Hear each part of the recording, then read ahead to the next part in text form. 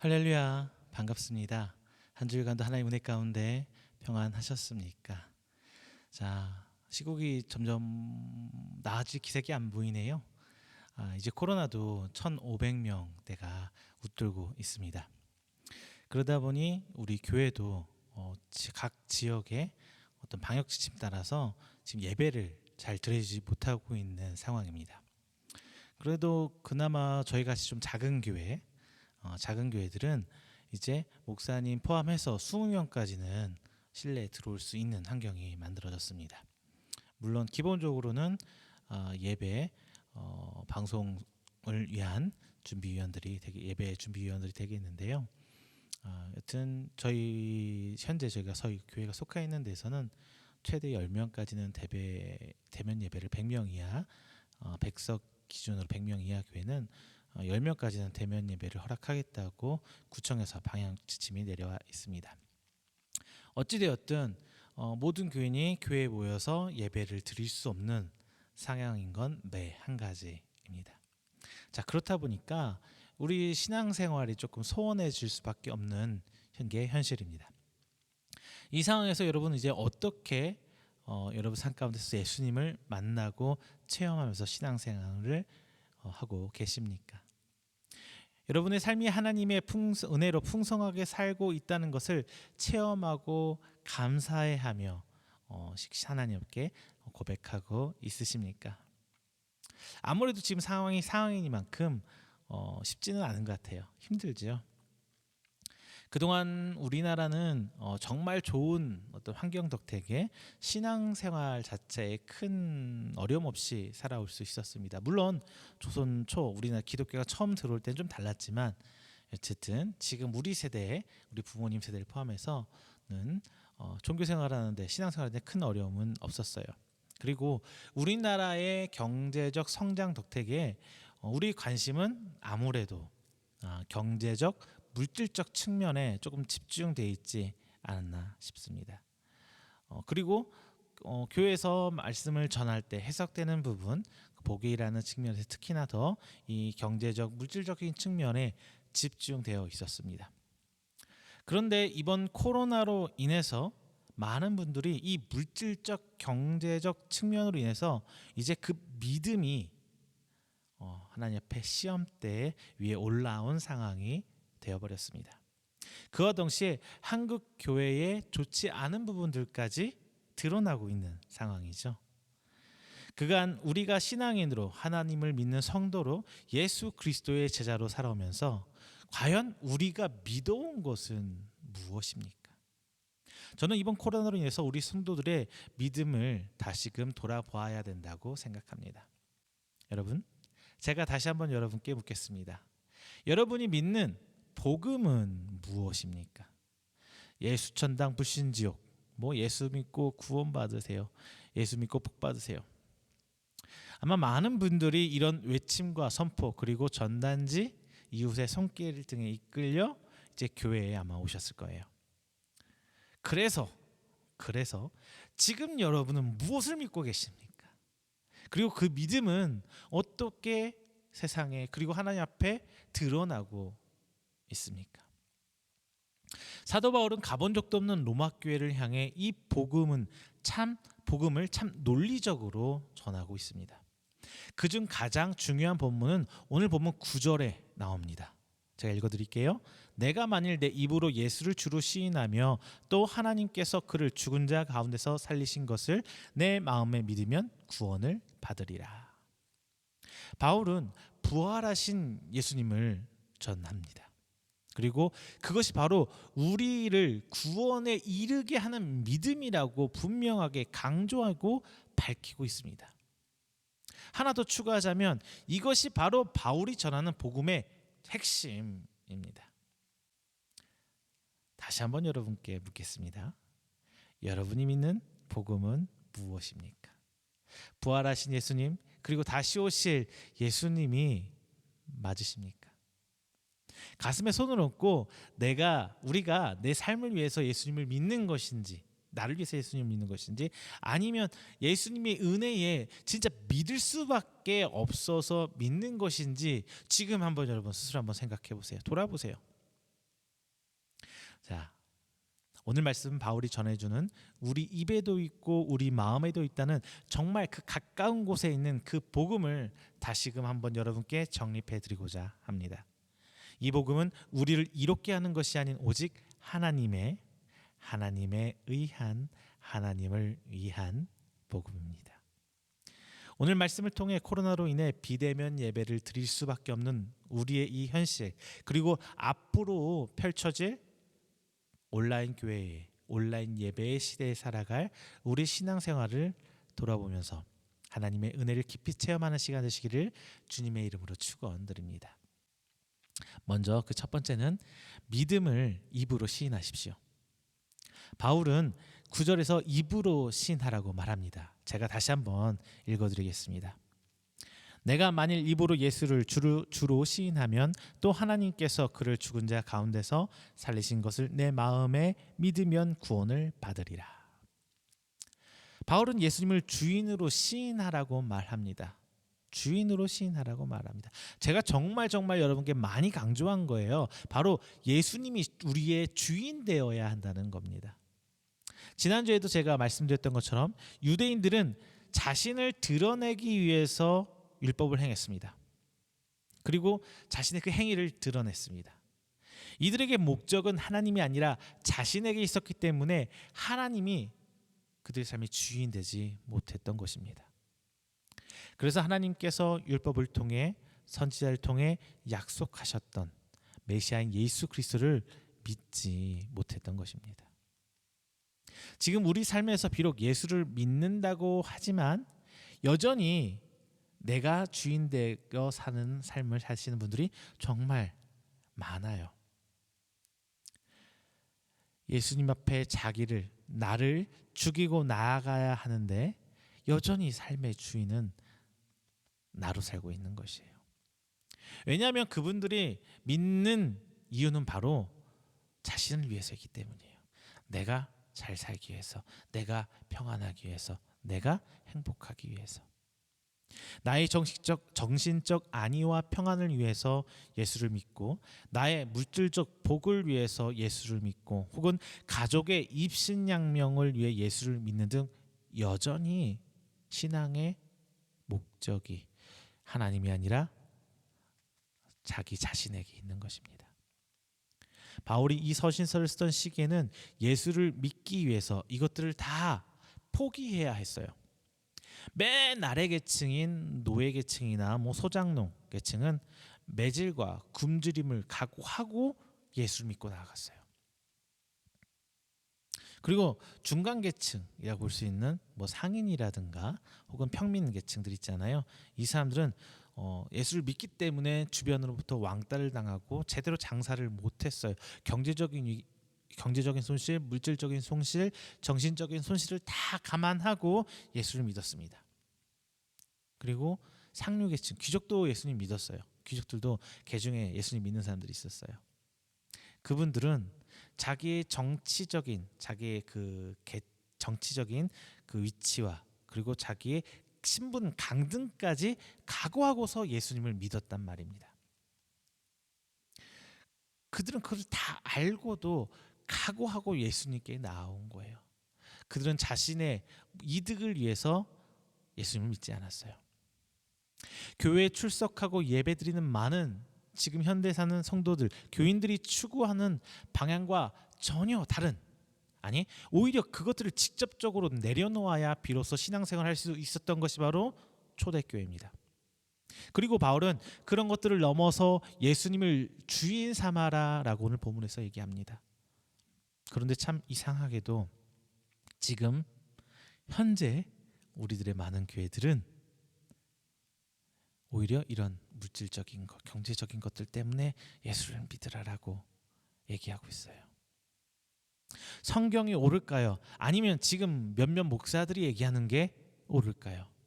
여러분은 성경을 믿습니까? 아니면 목사를 믿습니까? 여러분, 하나님의 말씀을 믿으세요. 그리고 자신을 내려놓고 예수님을 주인 삼으시길 바랍니다. 이것은 예수님을 주인 삼는다는 것은 한순간에 되지 않아요.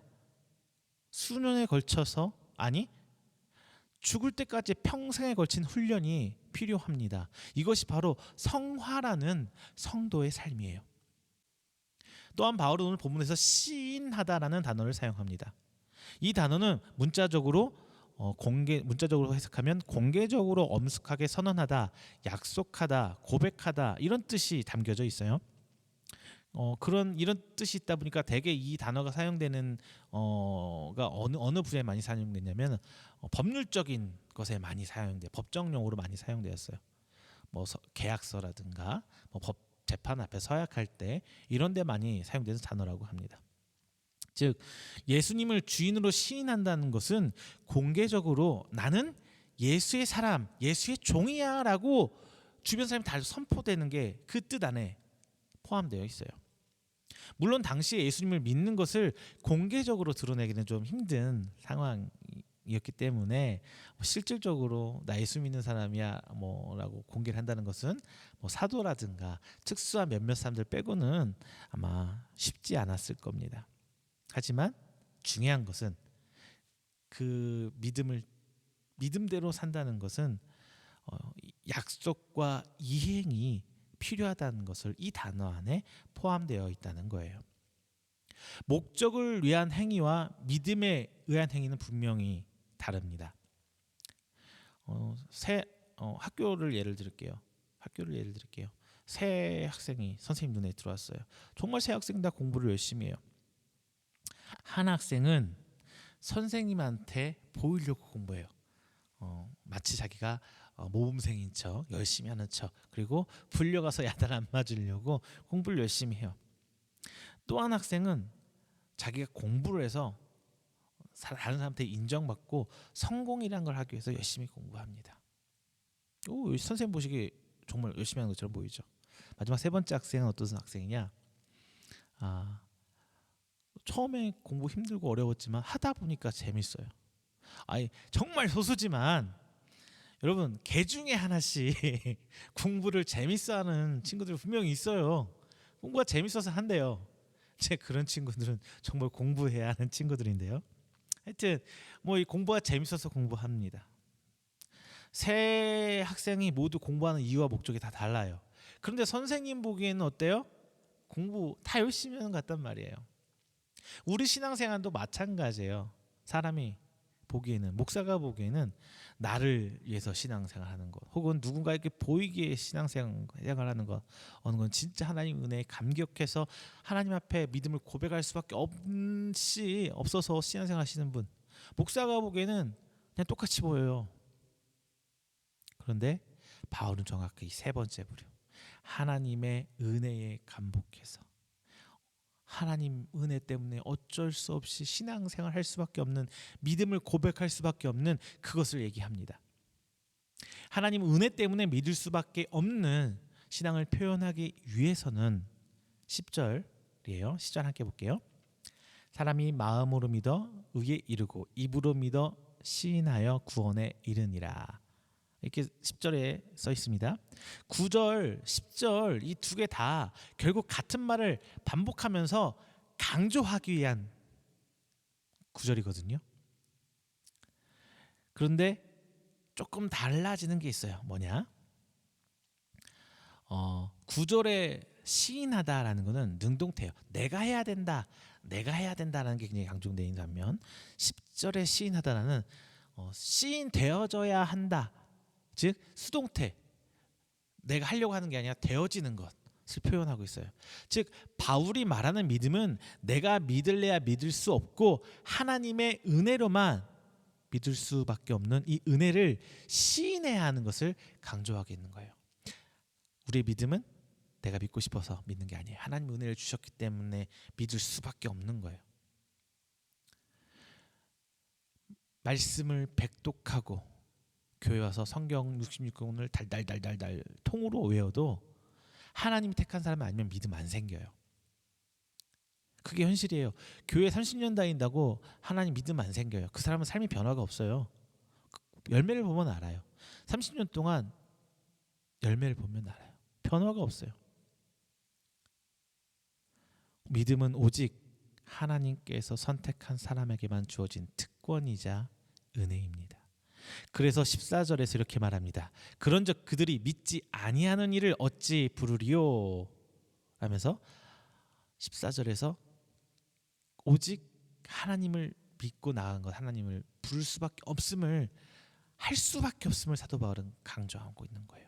여러분, 삼위일체 하나님, 성부, 성자, 성령 하나님을 믿으십니까? 그러면 시인하십시오.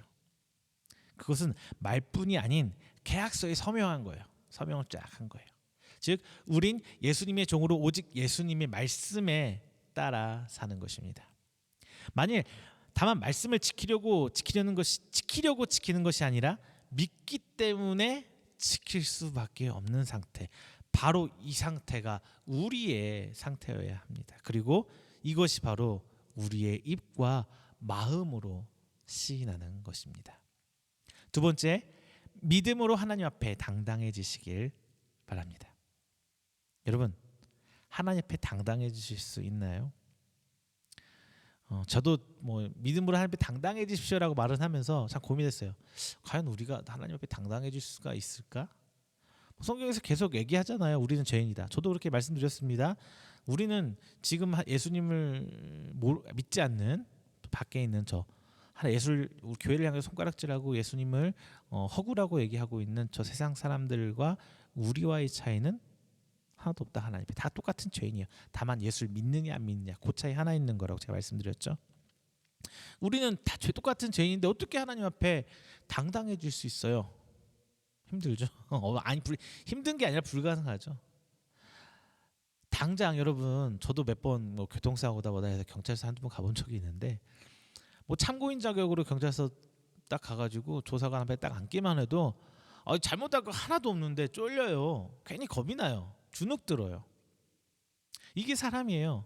근데 심지어 마지막 심판할 때 심판의 광경을 쫙 보면서 하나님 앞에 딱 서가지고 당당해진다는 거. 이거 못할 거예요. 못합니다. 우리 생각으로 못해요. 그런데 믿음은 이것을 가능하게 합니다. 11절 함께 읽어보겠습니다. 성경에 이르되 누구든지 그를 믿는 자는 부끄러움을 당하지 아니하리라 하니. 자, 이 말씀은 사도 바울이 이사야서 28장 16절 말씀을 인용해서 조금 변형해서 사용한 말씀이에요. 우리는 본래 하나님 앞에 죄인일 수밖에 없는 존재예요. 우리의 죄가 뭐냐? 우리를 창조하신 하나님을 떠나 산 죄, 하나님을 알지 못하고 내 맘대로 산 죄, 하나님을 주인 삼지 않고 내 삶의 주인이 내가 되어서 살아온 죄, 이게 바로 죄예요. 그래서 하나님께서는 아브라함과 언약을 세우고 이스라엘 백성에게 율법을 주셔서 하나님이 다스리는, 하나님의 법이 통치하고 하나님의 왕이 되는 나라의 본을 보여주셨습니다. 그런데 이 율법을 사람이 다스리려고 합니다. 율법 위에 사람이 올라가려고 하는 거예요. 율법을 사용해서 나를 드러내고 율법을 막 지키려는, 앞으로 나가서 얼굴 옷 지저분하게끔 막 나와서 금식하는 거 펴내고 다니고 11조 했다고 막 자랑하고, 하나님 나 11조 했습니다 기도하면서 자랑하고 광장 앞에 사람들 다 드러나는 듯이 이런 자기를 드러내기도 하고, 그게 존경을 받으면서 권력이 되는 거거든요. 율법으로 권력을 삼습니다. 그리고 그들이 기득권 세력이 되어서 하나님이 주신 율법을 이용해서 사람 위에 군림하려고 해요. 하나님이 통치하는 게 아니라 자신들이 통치하려고 합니다.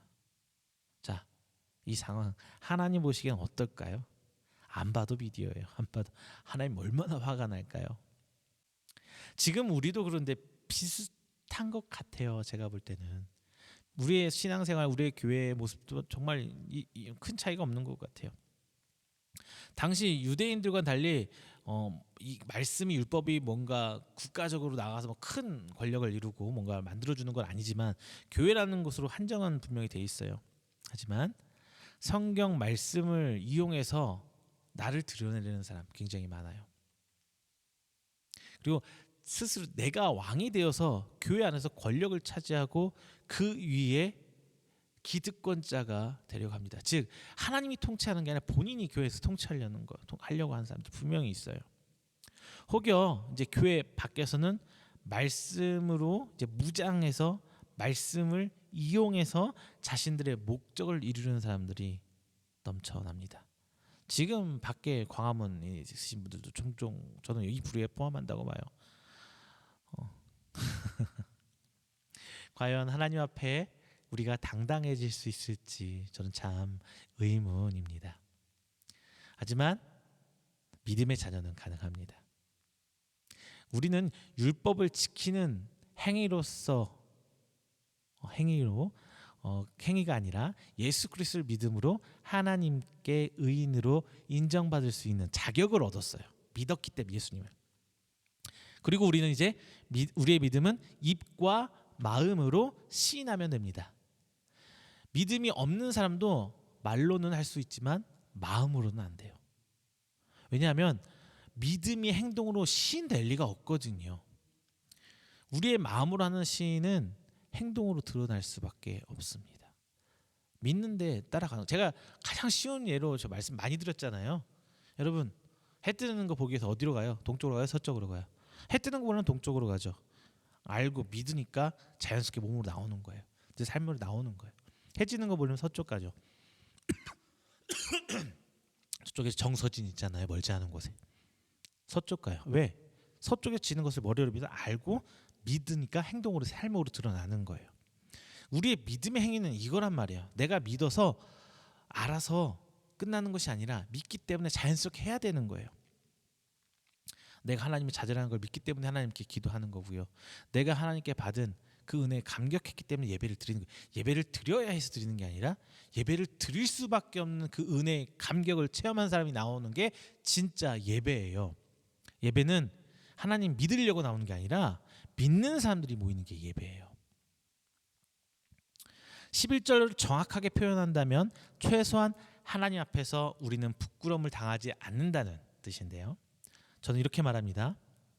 그것만으로도 우리는 하나님 앞에 당당히 나아갈 수 있는 자격이 된다라고 저는 말씀드리고 싶어요.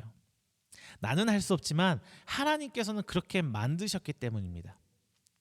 예수님이 오시기 전인 구약에서는 그게 불가능했어요. 하지만 예수님이 오신 지금 신약시 이후부터는 이 믿음으로 구원받는 게 가능하게 됐어요. 오셨기 때문이에요. 다만 부끄러움을 당하지 않을 때가 중요합니다. 이 땅에 살면서 부끄러움, 수치를 당하지 않는다는 것이 아니에요. 이 땅에서 당하는 부끄러움, 수치가 아니에요. 예수님을 믿기 때문에 매질도 당하고 감옥에도 갇히고 심지어 죽기까지 한 순교한 우리 신앙의 선조들이 분명히 있잖아요. 이 땅에서 당하는 부끄러움 아닙니다.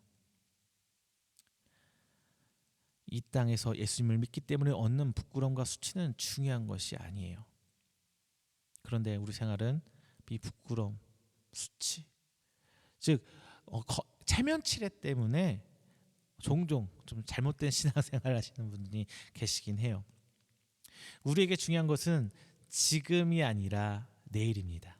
오실 예수님 정말 중요해요. 바울이 말한 부끄러움의 때는 마지막 심판의 때를 가리키고 있습니다. 우리는 바로 이때에 하나님 앞에 당당하게 나아갈 수 있는 것입니다. 마지막 세 번째, 믿음으로 은혜를 누리시기를 바랍니다. 이렇게 입으로 시인하고 마음으로 시인하면서 신앙생활 하시는 분들 이제 누리십시오. 이때 아멘 하는 겁니다. 믿음으로 은혜를 누리십시오. 아멘. 자, 12절 함께 보겠습니다. 유대인이나 헬라인이나 차별이 없음이라 한 분이신 주께서 모든 사람의 주가 되사 그를 부르는 모든 사람에게도 부요하시도다. 예수님을 주인으로 믿으십니까? 예수님은 차별이 없으세요. 성경은 유대인이나 헬라인이나 차별이 없다고 이렇게 말해주고 있어요. 그런데 단순히 이것은 유대인과 이방인을 가리키는 말이 아닙니다. 율법을 얼마나 지켰느냐를 가리키기도 하는 거예요. 율법을 지키는 자나 지키지 못한 자. 그런데 이 말 오해하지 마세요. 분명히 이런 분들 계세요. 회심 이전과 이후를 가리키기도 하고 믿음의 분량을 가리키기도 합니다. 즉 예수님을 믿었다는 것을 강조하는 말이에요. 그리고 믿음의 분량대로 시인해야 할 것을 가리키는 말입니다. 자, 누군가는 52주 모든 예배를 목숨 바쳐 드리고 심지어 주일 성수까지 합니다. 반면 누구는 겨우겨우 주일 예배 겨우 한번 나올까 말까, 예배 참석 한번 참석한 굉장히 버거운 사람도 있어요. 하지만 그분도 예배를 믿음을 저버리지 않아요. 그렇기 때문에 예배를 나오는 거잖아요. 또 누군가는 믿음의 11조 정말 철두철미하게 11조 생활하십니다. 반면 누군가는 주일 헌금 한번 하는 것도 버거우신 분들 분명히 있어요. 하지만 예수님은 차별이 없으십니다. 오직 믿음만 보시기 때문입니다. 이 말씀 때문에 혹여나 제가 앞서서 말씀분 오해하시는 분들 있어요. 그러면 뭐라고 하시냐 그분들은, 그럼 나도 이제는 신앙생활 좀 편하게 할래, 뭐 이렇게 하시는 분 계세요.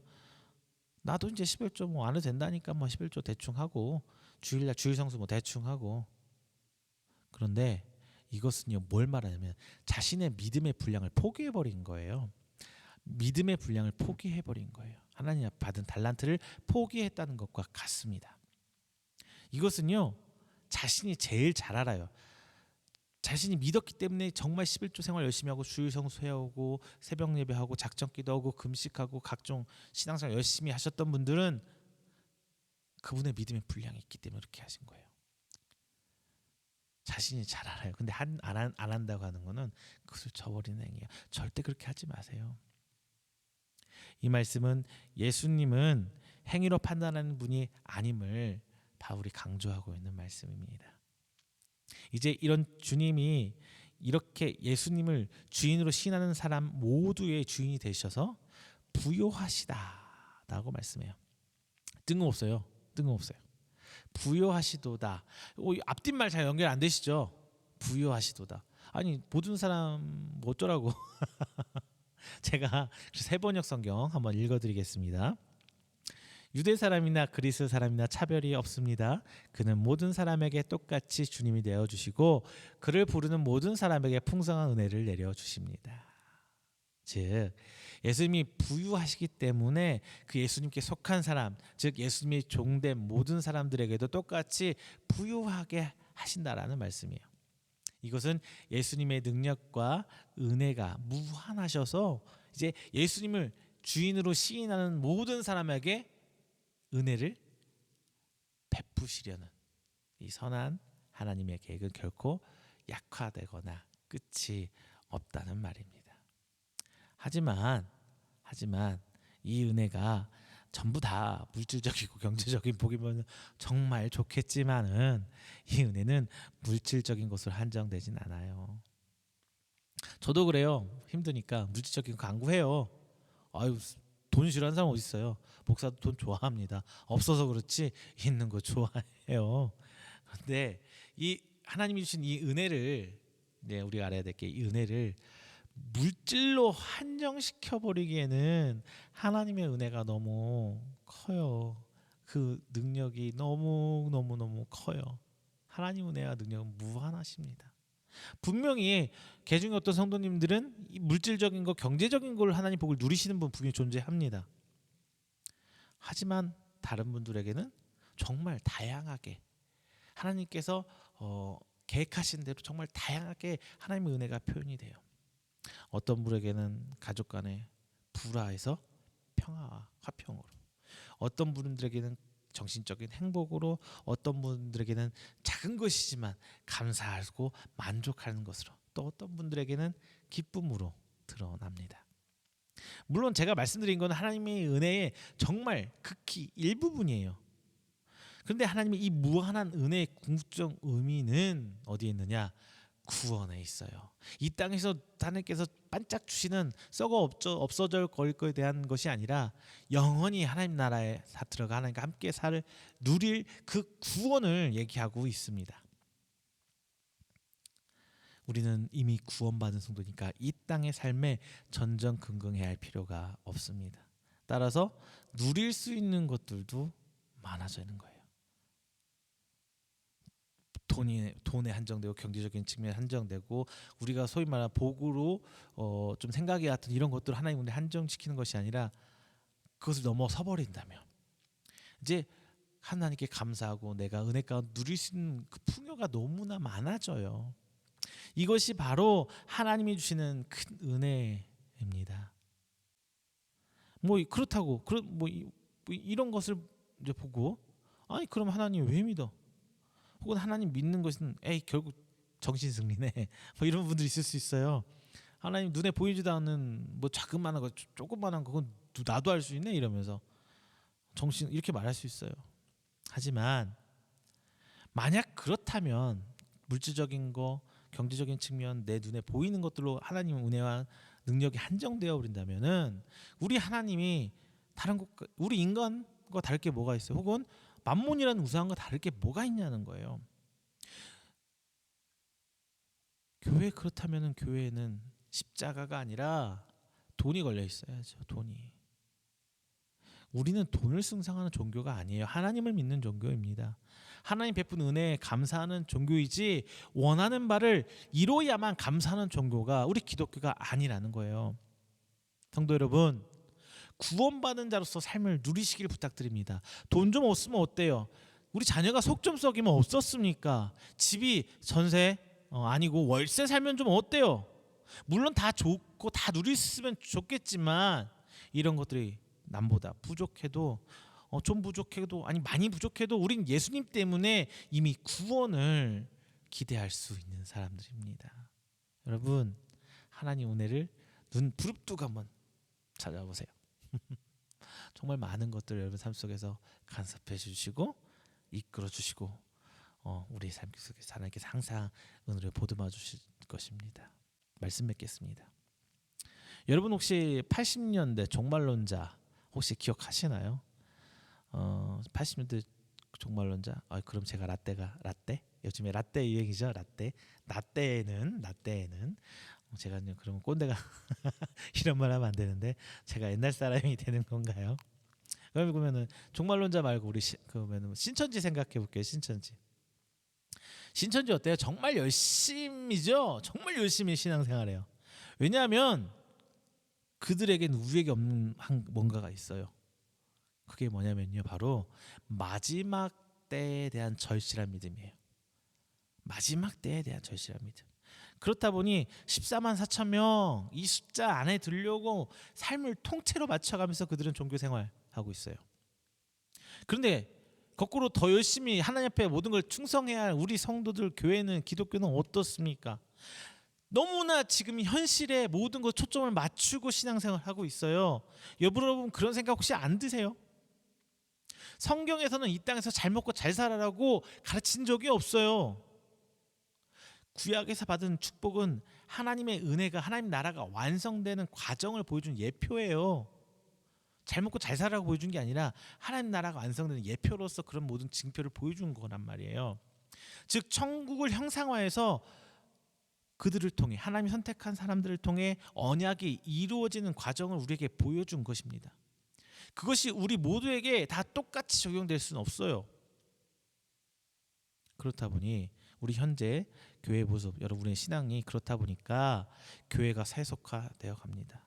말씀이 아니라 인간의 평안과 바라는 바를 위해서 하나님 말씀 선포되는 게 인간을 위해서 말씀이 선포되고 있어요. 결국 복음이 변질되어 갔습니다. 왜냐고요? 제가 신천지 말씀드렸죠. 우리 신앙 가운데 부활에 대한 믿음을 잃었기 때문이에요. 마지막 때에 대한 소망을 잃었기 때문입니다.